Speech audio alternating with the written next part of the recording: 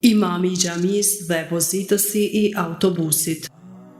Para disa viteve, imami I një xhamie u transferua në qytetin e Londrës dhe në javët e para të shpërnguljes së tij, udhëtonte me autobus nga shtëpia e vet e deri në qytetin tjetër. Një ditë, pasi që hipi në autobus dhe pagoi çmimin e biletës, ul dhe vërejti se vozitësi I autobusit ja kishte kthyer disa të holla më tepër. Mendoi imami dhe tha në vete se duhet patjetër t'ia kthej këto të holla, se nuk ishin të tij.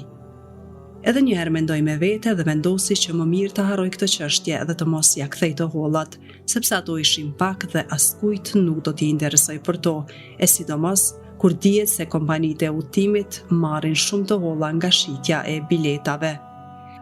Pra, më mirë t'i mbaj ato dhe t'i konsideroj si dhuratë nga Allahu dhe të heshtë. Autobusi u ndal te stacioni që e dëshironte imami, mirë po para se të zbres, u ndal një qast e nxori dorën nga xhepi, I dha shoferit parat dhe I tha: "Urdhra, më ktheve më shumë të holla se sa duhej." Shoferi mori të hollat, buzëqeshi dhe e pyeti: "A je ti imami I ri në këtë rajon? Unë ka kohë që mendoj të vi te xhamia juaj, që ta njoftoj Islamin dhe të hollat më tepër t'i dhash me qëllim që ta shoh se si do të sillesh me to."